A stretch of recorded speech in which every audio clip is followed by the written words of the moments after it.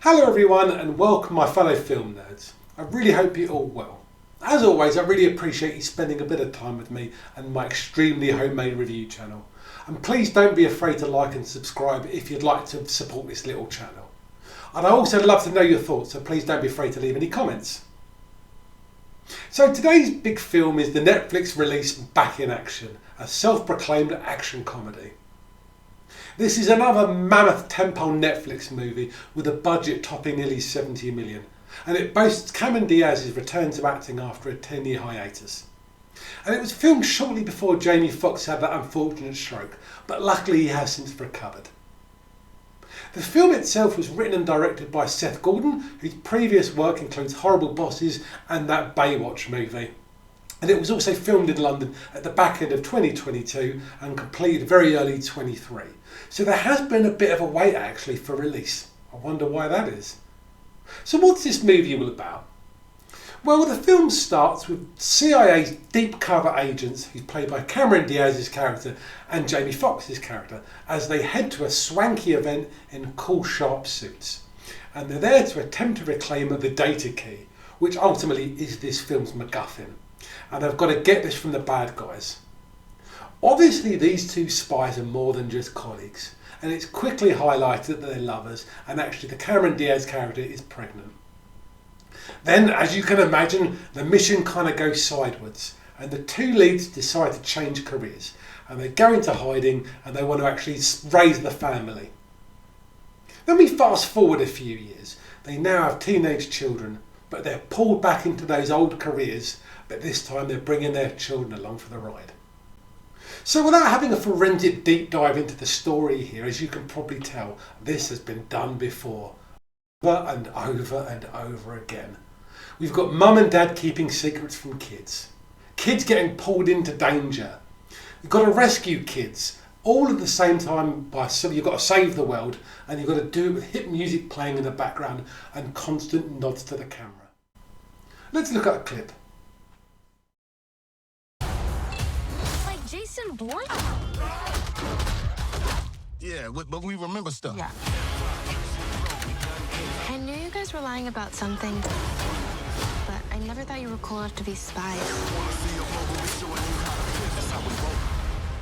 I mean, that's not why we're cool. Yeah, that's not why we're cool.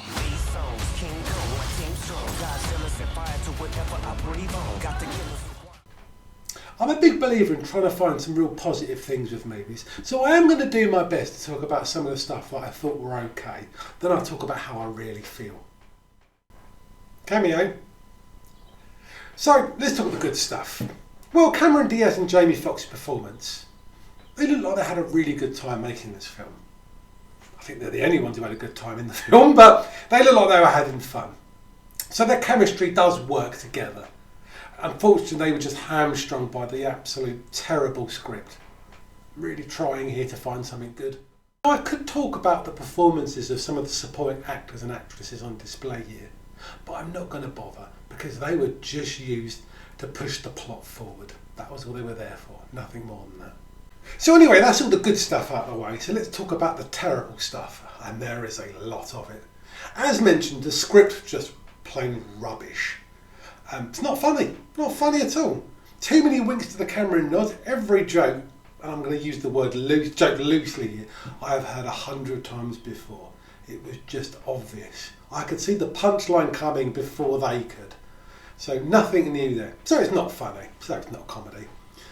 Action sequences, it's really hard to be bored with an action sequence, but this film got that absolutely right. They managed to make me bored watching high octane action.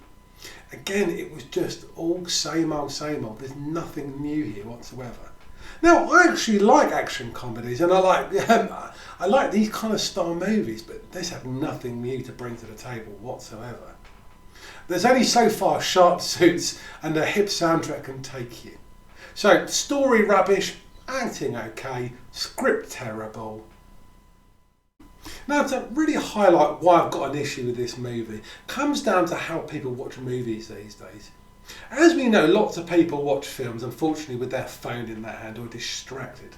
So a lot of filmmakers out there actually factor that into what they're doing, and they have their characters announce exactly what they're doing all the way through it. So you don't actually have to watch the film, you can just listen to it. And this film does that all the way through. They're constantly telling you what they're doing and why they're doing it. Ugh. To wrap up, this film can only be described as sausage. Nothing else I can really say. It's just terrible. With a budget like that and the creative control that Netflix usually gives, you'd expect something much better than this. But it was just boring. And that's all I can say. Have you seen it? What did you think? I've even read they're thinking of making a sequel. Anyway, leave me some comments, that'd be great, and I'll see you all in the next one. Thanks very much. Bye.